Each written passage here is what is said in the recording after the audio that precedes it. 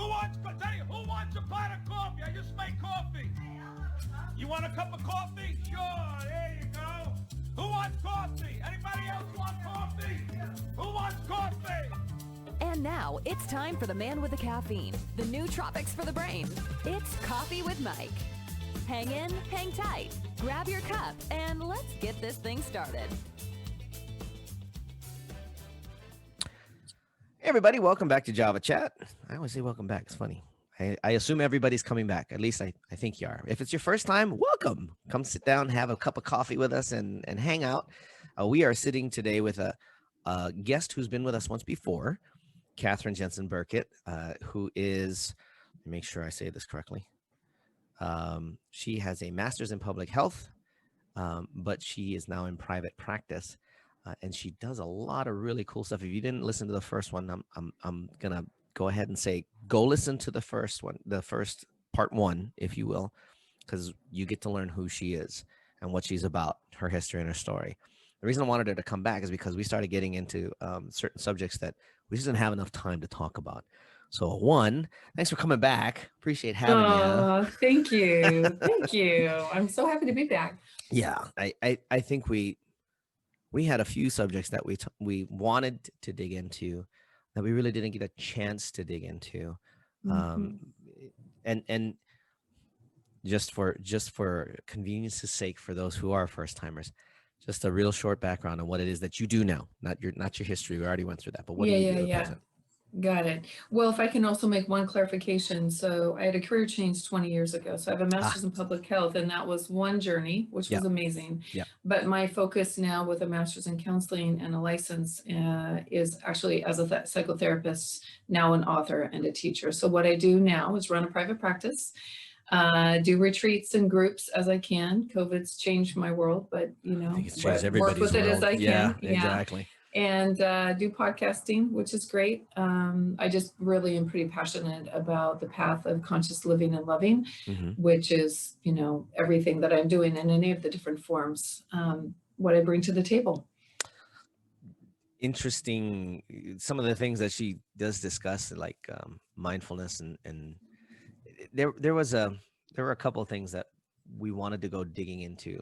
One had to do with big changes. We didn't get to really go too far into that one.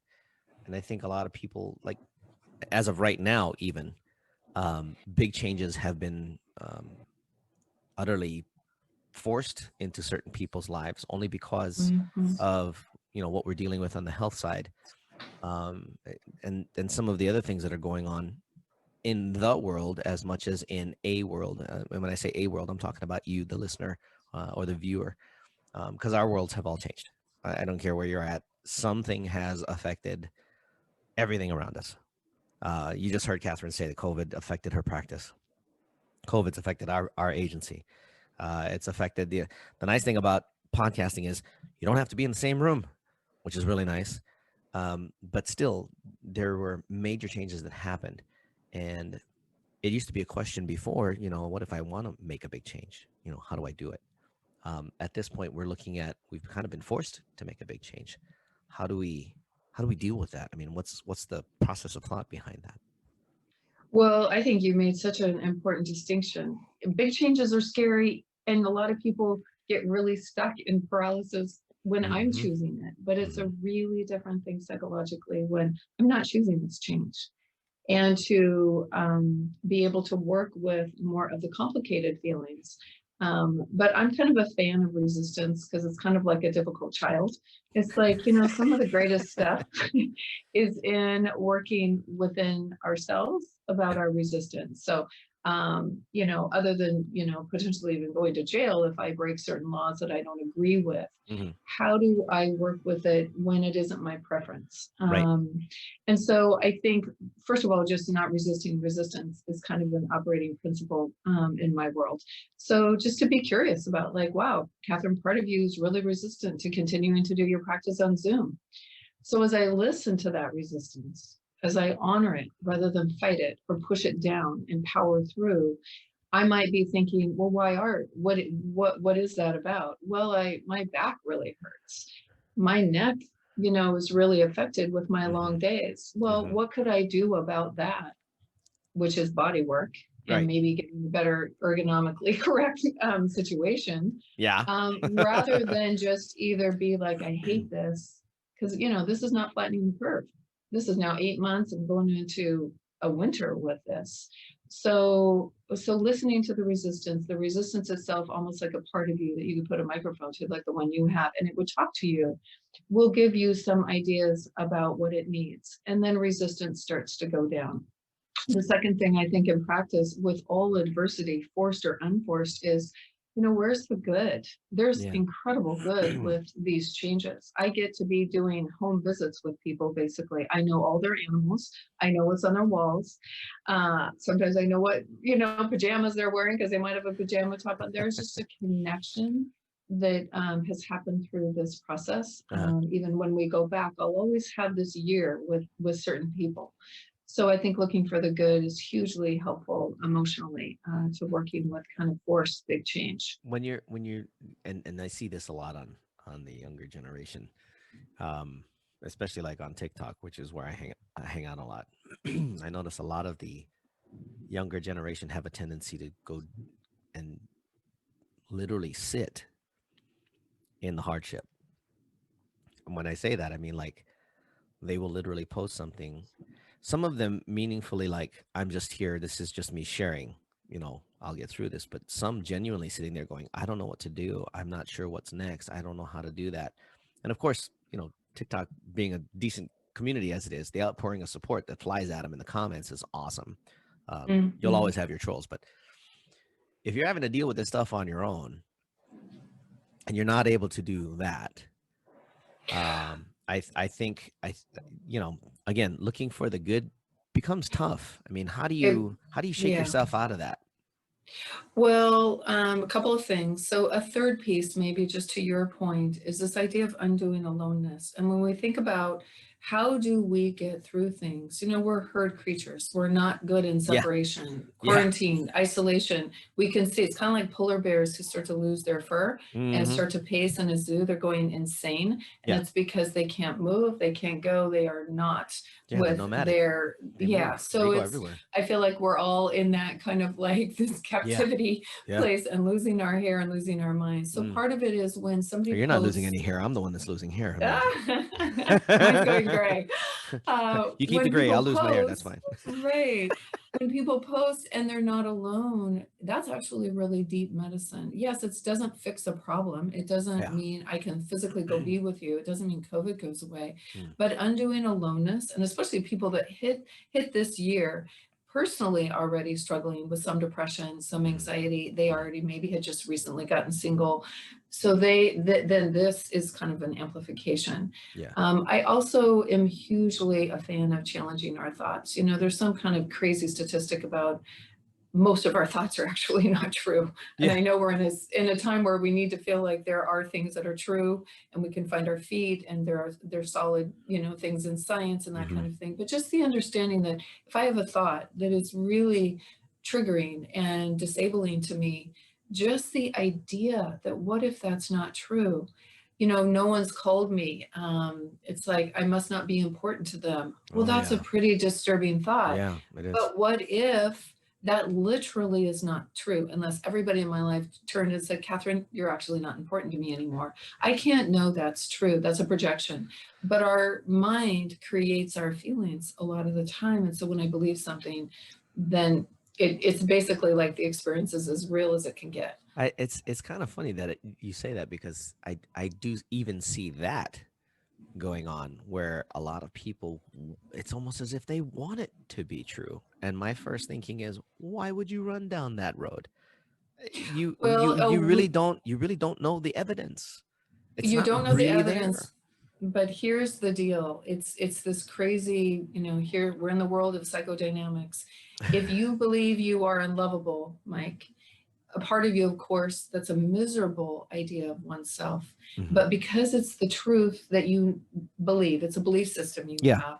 You will actually go find evidence. You will screen out evidence where you are loved, and you will even create evidence to support your inner belief system. So whatever we believe, we're pretty much having the experience of confirmation bias. I believe the world just about to ask, is that what that is? Right. Is confirmation bias? Okay. Now that That's makes right. sense. That makes Right. absolute sense. What do you do? And this becomes, again, this is always going to be a choice. I don't care what level you're at.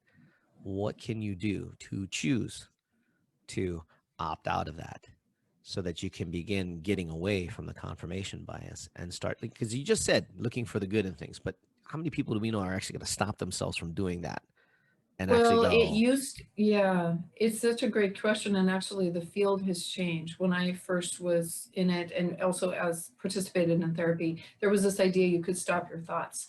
You actually can't stop your thoughts unless you're heavily medicated.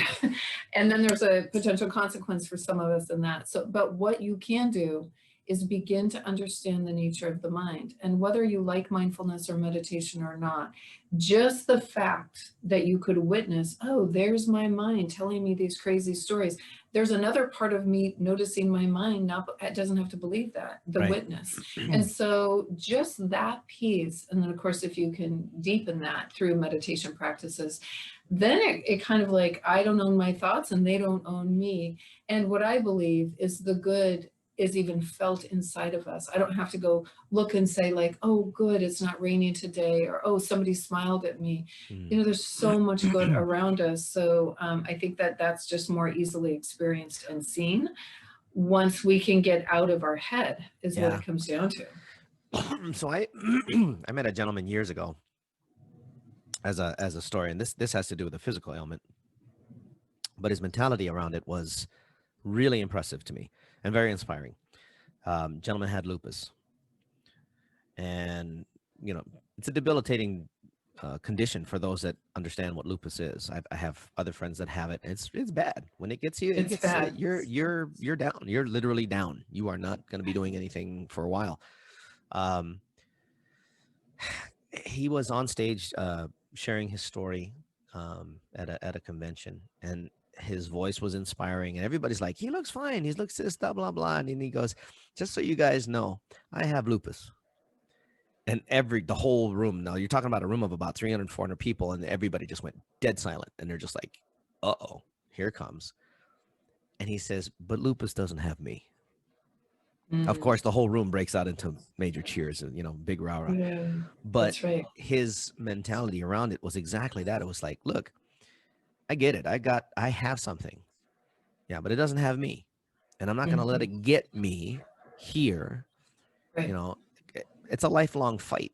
There is no cure for it. Yes.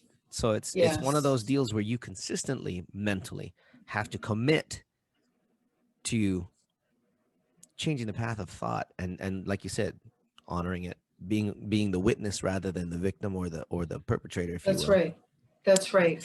And if yeah, go ahead. No, finish that thought. and be able to realize that even if it is a physical thing, you have the means within yourself to be able to still see the good. His story touched so many people. That was his good. His good was being able to inspire other people, for them to question themselves as to why they weren't doing things, why they weren't taking the actions that they needed to take in daily life to be able to do what they said they wanted to do when they first got involved with this whole thing that we were dealing with. It was an MLM, but there's a piece with this gentleman's story and a lifelong one of true and real vulnerability. And so as he is not letting this define him, if he is, we talked about our first hour, I believe, you know, this idea of a relationship to self is one of compassion, but it's an active one. It's as if you have a little Mike inside of you and a little Katherine inside of me, a child sometimes, because we have young parts, but also just that sense of self that's relational. So as I am really loving and in deep practice of self-care, not just having a mental mindset and an attitude. I think the combination of those things, you know, it's really powerful, and everybody has something, if not multiple things that they contend with. And those are actually the times where we're, in a way, our most expansive, where we're really tested and we grow. It's like growing pains, you know, it's growing pains for growth. So I think that's a really powerful story. It's funny that follows into another little subject about creating relationships, and a lot of people think that creating relationships is always external.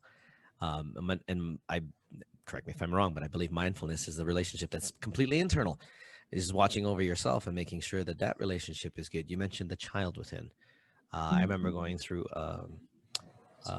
personal growth seminar where that was literally a focus in one of the sections of that class, was to sit down and actually see your inner child come and see you And and talk to you.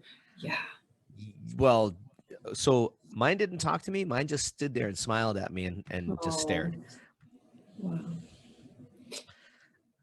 Mm. It still reminds me to this day. Yeah. That's the one who, when we don't honor ourselves, when we don't practice mindfulness, Yes. that's who we're hurting. That's right. Well, and kind of circling back to the topic of big changes. So there's a kind of trauma that people don't think about. They think about trauma as, head-on car accidents, maybe the death of a parent when I'm 5 years old, Sure. terrible abuse or molestation. Yep. There's a kind of relational trauma that lives in us as scar tissue and is really important to heal. And that is when we were alone as youngsters with big feelings. So it's aloneness and big feelings. And that's how repression starts, because the feelings are too big for the little psyche. And sometimes our parents just didn't have the emotional intelligence. They were off doing what they could, probably improving from what they were raised with, but what they didn't bring to the table was that emotional availability. And so when we think about the topic of big changes, and if I'm really freaked out, somebody astute in their personal work might understand that, is this adult 58-year-old Katherine that's freaked out about this big change? Or is there a young part that this is overwhelming to? And then we would not ask an 8-year-old to get a divorce. We would not ask a 5-year-old to try to imagine a move to another country or deal with a chronic or, debilitating illness. We ask an adult to do that. And so what we say to that little one is like, this is too big for you, but it's not too big for me. So you get to just be a kid. And as an adult, we have resources we didn't have as children, but the feeling is like when we're a kid, really overwhelmed. And so I think a whole bunch of people through this year of 2020, with how dynamic things have been, their little ones are really activated, but they haven't done the work to understand. They're just having big feelings. They have no idea that we consider it kind of coming online. A young part has come online. Yeah. What are some of the signs that somebody can actually start recognizing, so they can see that little one's getting overwhelmed? I mean, they're the obvious ones, but there's more subtle ones. What are some of the other signs that are not so apparent? Well, when feelings are unregulated, so both big and unregulated. Welcome to the current U.S. status. I know, that's right. Well, not to be mean to anybody, but yes, I think we all mean not antidepressant. Right. Yeah, I'm not being mean to anyone at all. Right. I'm just saying the current state of the U.S. right now. That's right. Well, and it's interesting because another topic we might explore today is about bridging differences and how to deal with differences. Oh, we're getting into that too. That's gonna be the next section for sure. It's the idea of so big unregulated feelings. Yeah.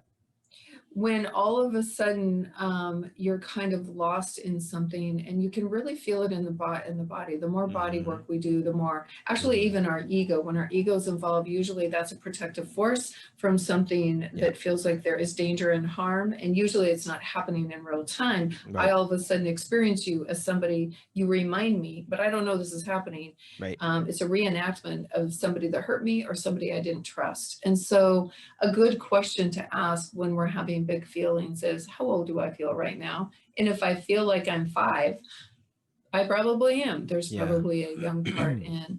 And just in terms of, when we think about maturation, if any of my behaviors are not signs of maturation, just kind of like taking a long view or understanding, I have a story right now.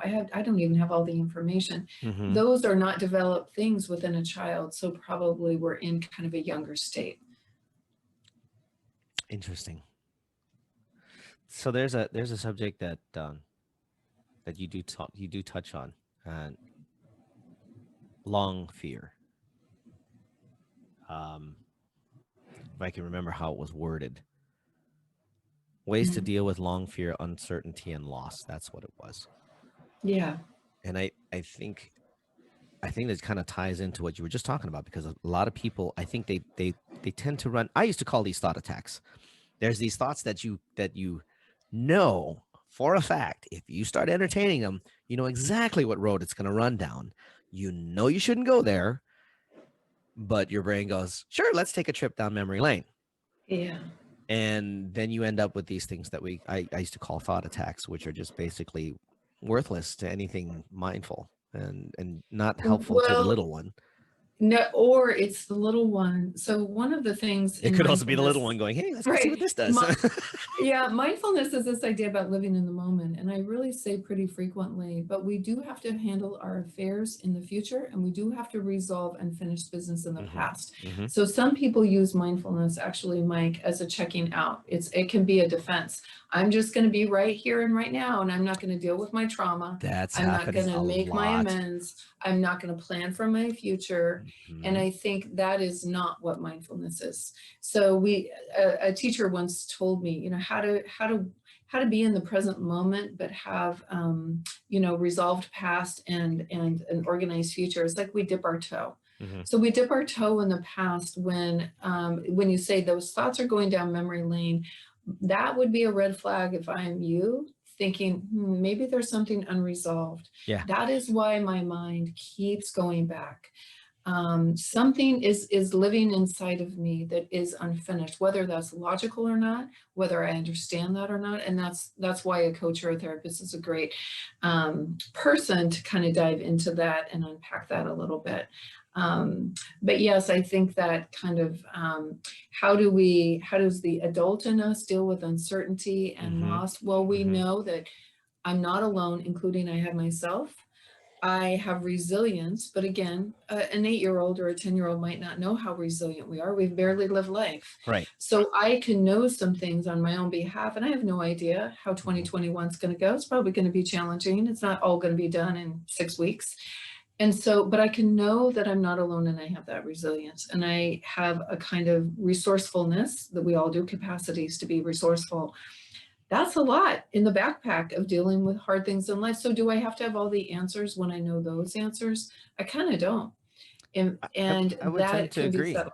I would tend to agree a lot, because if you look at it from that perspective, and literally, guys, if you're listening to this or watching, I'm seriously suggesting shift your perspective and look at it from this. You got a backpack that's got a lot of tools in it already. You just haven't unpacked it. You haven't looked at what's in there.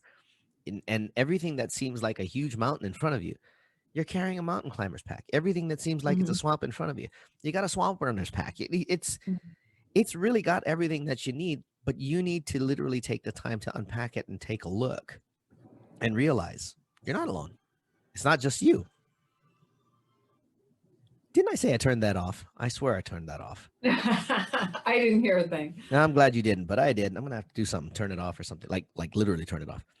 We'll take a short pause and we'll come right back. Getting into the next subject that we were going to talk about. So there's more to unpack. I think just at this point, though, understanding that from the perspective of being a responsible, mindful human, this is not being the mindful adult, being a mindful human, is the ability to see that it's not all bad. You're right. 2021 isn't going to happen in 6 weeks. Thank goodness. And at the same time, is it going to be tough? Well, you know, they said life was an adventure. That's how you're supposed to live it. If you look at it from the standpoint of everything's against me, then it's not going to be an adventure. And if I could just quickly add, if we can learn from this year, and if every crisis really is an opportunity, what is the opportunity if life is going to, as it will in certain ways, continue to be difficult and challenging and something we've not contended with? So we need to be opportunistic. Love that. Going to leave that right there. We'll be back in about 30 seconds. And we're going to discuss something else about overcoming differences, because that's a huge thing that's seriously lacking right now. We'll be back in 30. See you guys in just a minute. We're back. Java Chat, part 2 with Katherine, Jansel, Byrkit. We're talking a little bit more about, we were talking about mindfulness and how to deal with the challenges that we're dealing with. That was inside. And now we want to talk about outside. because there's some serious issues going on right now between people that I would tend to, when you guys hear how she addresses this, I agree with her. It doesn't need to be where it's at. It's gotten out of hand. I mean, literally, it's gotten out of hand. When you have a difference with somebody, how you handle something like that. So I'm going to kind of let you just run with this, Okay. explain where it comes from, and then we can start talking about how to deal with it. Well, I guess you and I kind of in a pre-chat for this interview talked about just even the operating premise that maybe we are of an age to remember a time where diversity of opinion, not diversity of race and nationality, the other important kinds of diversity, but diversity of perspective and opinion was not innately threatening. That was not innately threatening. And I'm not quite sure yet. I'm sure anthropologists will help us in years to come, and sociologists, about what happened in our culture that this shift began to be there. But I want to return to that as an operating premise, that if you and I disagree, it really is okay. Yep. And because I'm not used to doing this, maybe in our culture, we're not getting better at this, we're getting worse at this. It's learning to hold space for dual realities. And that is a real thing. And it's not fun. I love it when you agree with me because there's a resonance there. But when we think about if we disagree, what's the big deal? What is the actual threat? Yeah. It's usually actually just a little feeling of loss. But then I can be curious. And then maybe with the tool I have, there may be less loss than I'm imagining. And I'll talk to you about my 4-step tool in a minute around collaboration. It's literally called Bridging Differences. Nice. But that operating premise, I just want us all to take a deep breath, exhale, and imagine expanding the space and being curious and receptive to other perspectives. Not that I will adopt them, but I might, receptivity as I might. The one guess I have is I think there's this idea, we talked about it the first time about worth, the idea that that I need validation, that when you agree with me, that validates me. Well, I would offer that I need to have intrinsic worth and that I should not look to others to validate my perspective. Like what is true for me stands on its own. And if I can hold that space, that is an easier way to hold the bigger space of like, oh, wow, we see this really differently, don't we, Mike? That's okay. Yeah. I know what's true for me. But if I don't, if I'm looking for you to agree with me because I can't feel my feet under me, there's going to be pressure. I'm going to challenge your facts. There's going to be this kind of a different agenda that I may not even realize. Validation is a huge driver. So we need to have an operating premise. The diversity is our friend and bring curiosity and receptivity to it. And that we're not looking for validation around our own position or perspective. So then the tool that I developed, and it was really straightforward, and it really came through working with a lot of couples, because my job as a couples therapist is I couldn't choose a side. And I would literally see. Wait, I'm sorry. Did you say you can't choose a side? I don't choose a side. I got about 15 people I wanted to refer you to because they need to learn that shit. There you go. Yeah. We'll get into that one next. Please continue. Well, it's so funny when I start a new couple, because sometimes people have gone to other couples therapists and they come to me and they launch and it's okay, whoever starts first is going to get Katherine on her side, right? And I just say, so I love what you've shared. And to the other person, I say, by the way, I don't make any assumptions that that's your reality. And by the way, I also won't take a side. So I'm hoping that we can still work together. And they kind of, it's like, well, then what do we do if you're not going to pick a side? Exactly. But I want to fight. I want to fight. Right. It's not about a fight. That's right. I'm like, well, even if you want to spend the money on me being in your fight, I don't want to earn money that way. Yeah, exactly. But the tool is that I could feel the vast difference because people were positional, because that's an ego state, and differences bring out our egos. Yeah. So one of the ideas of this is practicing non-attachment. Like, if we're going to truly be collaborative, I may or may not get exactly my way, but I'm open to starting a process. So that's kind of a beginning mindset. Yeah. And then what I do is have people describe their difference. You want a dog, I don't want a dog. you really want a dog, like it's really important to you, and I really don't want a dog, like that's a real thing, right? Mm-hmm. And then what I asked It them to has do, ended relationships. Like I yes, can tell you that exactly, one. or children, or move, right? So the next step, and I say, we don't know what the answer is going to be. We do not know whether or not we're going to get a dog. So you have to let go of that outcome. Is I want you both to find common ground. So what I would do, even though it gives up some of my position, because this is kind of transcending the ego, I might say, well, sometimes I kind of want a dog. Now, if you're not in your ego, you're not going, see, Yeah. I'm right. So we get a dog. Because what you would do, not playing to position and finding common ground is, sometimes it's really nice to just pick up a go and not deal with an animal. And I know that's going to cost us a bunch of money. And I do kind of think about that. Now, it's not that I still don't want a dog and you still do want a dog, but it moves us closer. And I think about like a really big river becomes more like a creek. Like our differences are not so big. There is some common ground. And then the third step is, okay, let's start developing options, still not knowing whether we're going to get a dog or not, to see if there's one that's kind of a win-win. So we might put an option on the table of, what if we foster dogs? And then we could take breaks. Okay, let's There's an just idea. sit Yeah. with that. And would that be enough dog for you? And could I work with that, in terms of having break? That's an option. We haven't chosen it yet. We could get a dog and actually commit to rehoming if it didn't work out. Right. We could postpone this decision for 6 months, not get a dog, and we could do more information gathering about maybe the kind of dog. Yeah. You see, once we get into a creative process, when our differences are not as broad, then to me, we can find something like, you know what, you could say not getting a dog, I'm not willing to put that off the table, but I could wait, or I am willing to foster. Like something might just kind of land as, okay, we're gonna go with this option. So that's the fourth step. Yeah, go ahead. So it's define your perspective, but not to be positional. Yep. Secondly, find common ground, and find common ground with the other person's perspective.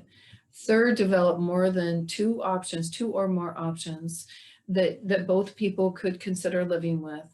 And then pick an option and work with it and kind of circle back and see how that went. So, at this point, you're either going to get a dog or not. It's going to go one way. You're either going to have a kid or not. There's no way to split the difference on that. But the whole goal would be to find a way How do you to not split have the difference on a resentment. kid? Oh my That's gosh. right, exactly.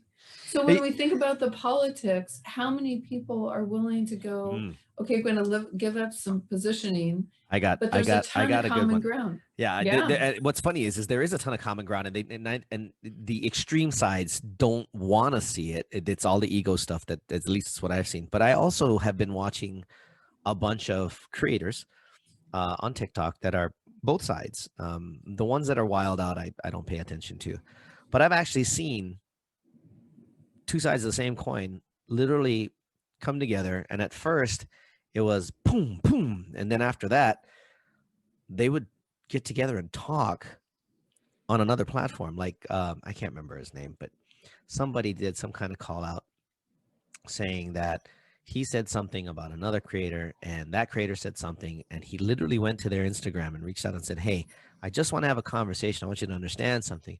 This is what I said. This is what I meant. I don't want any misunderstandings here. And although their perspectives are decidedly different, they're not really far out, but they're decidedly different. He literally came back on TikTok and he says, you know what? I want you guys to understand something. I respect this person because they had the guts to come back and actually have a conversation with me. And while we don't agree, I respect them for what they were able to do, which is sit down and have a conversation. Well, so what we didn't talk about today is kind of the tool I have that is much more complicated, but it involves how to have a conversation. It's a communication tool. Yeah. And one of the parts of my communication tool that I added, because I really love nonviolent communication as kind of a building block, but it didn't have all the things I needed in it because I was seeing so much poor communication. I have regulating emotion, regulating anger in that tool. So you have to bring your calm self to the table. Yeah, I think that's what's missing again on both that's sides. huge. That's what's missing. Exactly. The ego runs the passion run, and it pulls the anger in immediately, where everybody starts going bang, bang, bang, bang, bang, bang. That's right. That's right. Not necessary.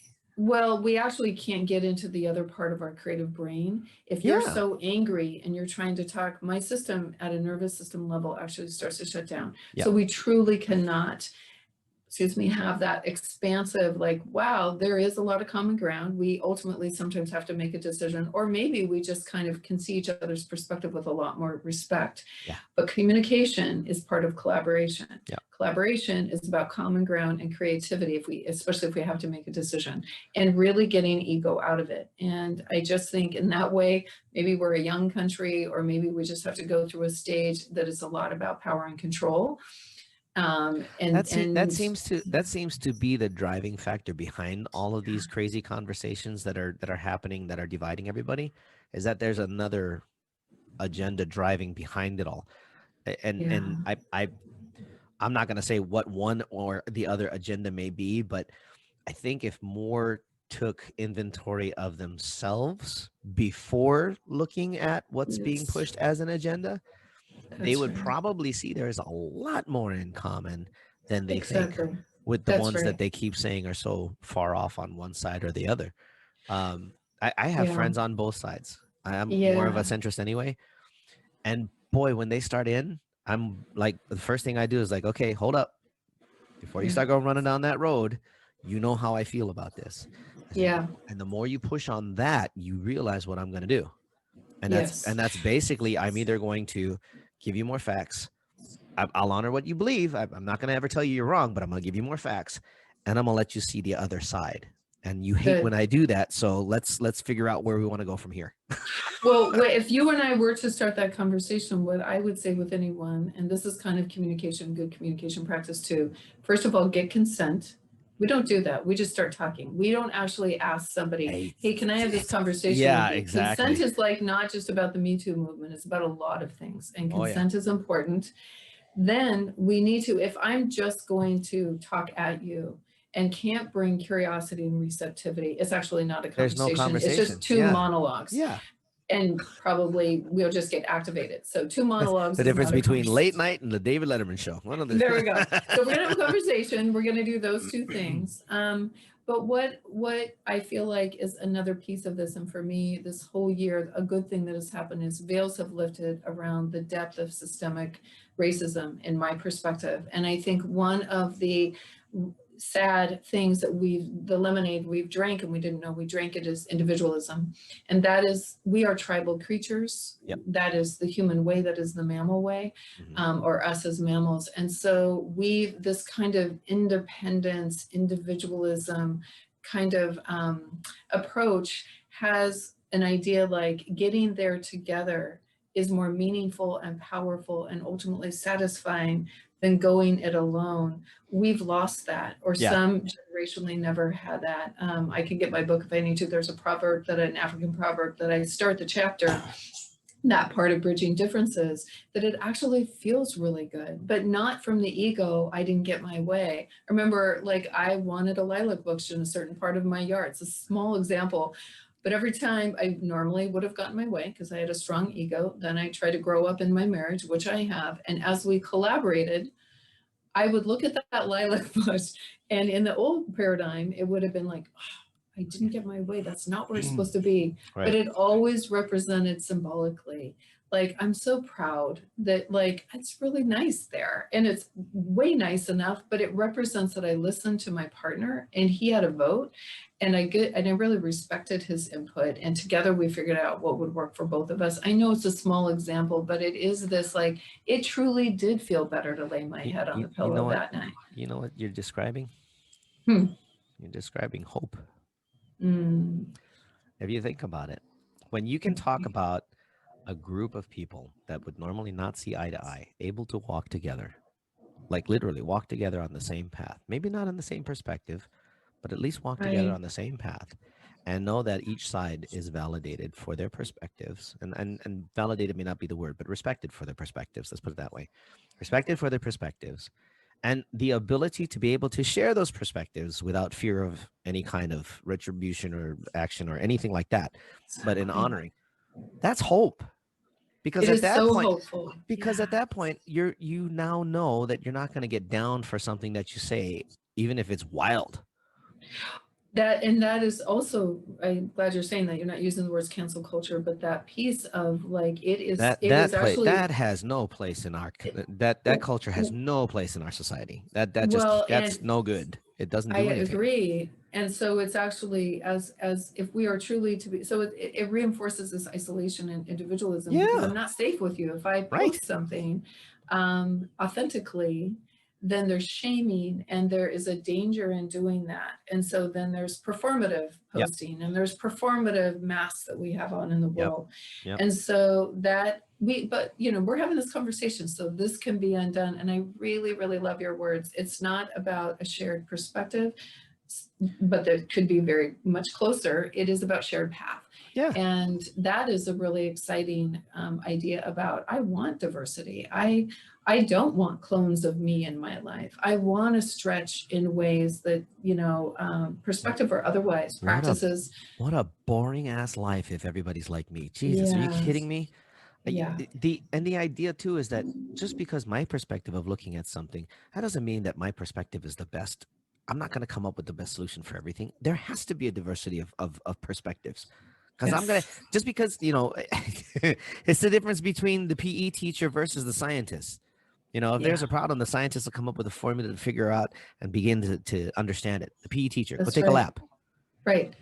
And well, exactly. And you'd be surprised at how much the PE teacher might, contribute to some, bring in something that would be a In, surprise. But in it's some this ways, that idea. taking a lap would help, and in some ways, the Ex- science would help. It's just, it's but you can't take it exactly. to everything. Is the No, point? right. That's right. And it's more holistic. The Yeah. idea that then we're not looking for validation. And so, I think it's Yeah. worth saying in this segment too, or this interview too, worth is a thing. Yeah. And if Oh I yeah. don't understand that, it's not even about like having a relationship with myself or knowing there are young parts that we were saying earlier. Yeah. If I don't have that worth, very subtly but very consistently, I will be looking for validation in my life. And if we have that driver, I can't have a lesser interesting or effective solution. I have to compete with you. It just means I have to compete. And that, we have to start to undo some of those trappings, which this kind of conversation Yep. can. Yep. Yeah. Very easily. Very, very easily. And it's not that competition is a bad thing. It's just where is that competition happening? It's where it's cancel culture. It's where I yeah. need validation from you. But yeah, certainly if we can play a game of cribbage. Yeah, exactly. And that goes back to it. If you're worried about other people validating what it is that you think is valid, you're looking in the wrong spot. It's not about validation, and it certainly isn't about cancel culture. That, again, we both agree that's got to go. But validation isn't supposed to be an external thing. It's supposed to be you within yourself in your own relationship. At least that's how I understood it. Yeah. If you're valid in your own mind, it doesn't matter what anybody else thinks. Well, it's interesting. Yes. And when we really know that we are as good as, but no better than, see, the no better than has to come in that too. That's how with my book, which surprised people, I could reach out to some pretty famous people because I now know I am no less. I am my own person. I am no better, but they probably need a book on wakefulness too. I do. I read my own book. I need other books. And so I could reach out and not like, oh, how did you do that? How did you approach? It's like, if I sat with the Dalai Lama, it's like, there would be this it actually is then very connective because I can be in my body in the presence of people that are really powerful and really insightful, potentially famous. But I can look at a homeless person, not with judgment, and say, I am no better than that person. And I can have my ideas and feelings about, especially in Portland, Oregon, the amount of homelessness there is, but I am no better than that homeless person. And so it's a connection. We become, to extend that a little bit, we become curious with everyone. Yeah, love that. And love like there was a guy, and I'm not sure if he's still in Hawaii, but his nickname was Diaper Man. I don't know what his real name was. Apparently he was a med student that snapped, was homeless, and did run around with an adult diaper. The EMTs knew him well, And the reason they knew him is because they could get into these wonderful conversations in medicine and medical and all that kind of stuff. But somewhere along the line, he would disappear. He'd go off into another world. And they're like, yep, that's about the end of that conversation. But they would treat him as an equal for as long as they could until he decided that it was time for him to leave. What a story. That gives me chills, Mike. That is so beautiful. I remember one year around the holiday time, it was either in one of our groups or maybe with my kids, we'd bake cookies and we were just going around. And I remember this older man, he was sleeping on the hard, cold pavement under a bridge. And I said, sir, I have a cookie. It's warm if you're interested. And he said, I don't deserve that cookie. I don't matter. And it was just like, wow. You know, to be able to say, look at him and say, you matter to me. He will always live in my heart. I don't know if he made it through the night. He literally would not take a homemade cookie. That is how profoundly debilitating not having worthiness is and or worth is. And so, where we can be the instrument of hope, I guess, to use your word, not just at a holiday season, but always, as well as to live it and be generous towards self and hopeful about our own life. So we fill that cup up, and that is a light we bring to the world. So important these days. I think it's what's the word? I always try to choose my words cautiously because I want to make sure that people understand what we're talking about here is a continual presence, not just I'll do it for a day or I'll do it for a month or I'll check it out. I'll try it. No. This is a continuous thing. This is every morning I get up, every night that I lay down. This is a thought that I wake with. This is a hope that I rest with. Yes. That we're looking to be present in everything that we do. Will we succeed at being present? Not always. We're human. This is, it is what it is. But to have the proper intent, and I was just talking with who I just had him on the show, living with intention. Yeah. And living the intentional life. Excuse me. When you live an intentional life, and you have that presence of mind, you'll have the space that we're talking about. You'll have the space to share. Whether that's with the gentleman that you spoke of, or whether it's, I don't know, the Dalai Lama. Again, being able to be curious in both situations and being able to be present in both situations. The amount of trade of gifts is immense. And people, unless if you've never done this before, by the way, but just, one, go get her book because we're going to put your book back in. But two is take a second and actually think about who is it that you came across today that you look down at the ground when you walk by instead of smiling at them. A smile does not mean anything but hello. And I think that's been lost too. How many people have you actually had conversations with where you were really listening and not waiting to get your part in? Exactly. Yeah. What situations were you in today where you could have done something a little differently that might have even brought out a greater outcome? Yeah. Yes. Well, and I guess I go from intentionality, and I'll bet your other guests talked about this, to practice, because we can attend ourselves to still a pretty passive existence. And so one group, the work they're doing this month is to have every day a random act of kindness, including one towards self, through this year, going into the next year. But it's going back, and I know we're basically at time, but the way we can undo aloneness with another. I can't fix all of what's needed for the homeless population in Portland. No, none of us but can. I can say you matter to me, and I can have a person that in that moment not feel as alone. And it is literally cultivating, and what would it be like, offering this bucket of hope. While we can only lay out the welcome mat, we can lay it out consistently until somebody either takes it or doesn't, in one way or another.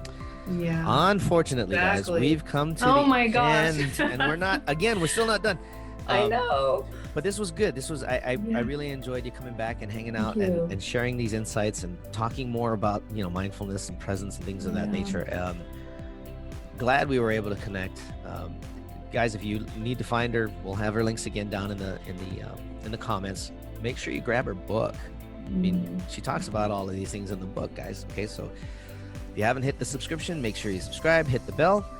If you're listening on any of the podcast platforms, make sure you download or subscribe. If you're listening on anchor.fm, you can support us there. We're going to be around for a long time. We're going to have a lot more of these kinds of wonderful guests coming on and sharing their insights, their expertise, and some of these wonderful things that will help build hope in anybody's life, including yours. So Yeah. thanks for coming and hanging out. I appreciate you. Thank you so much. Hey, you have a great holiday season. Let's stay in touch. All right? Absolutely. Keep supporting your work. I appreciate it. Yeah. We want to support yours as well. For Katherine, Jansel, Byrkit, and myself, Coffee with Mike, stay up, stay safe, stay healthy, and live. Ciao for now.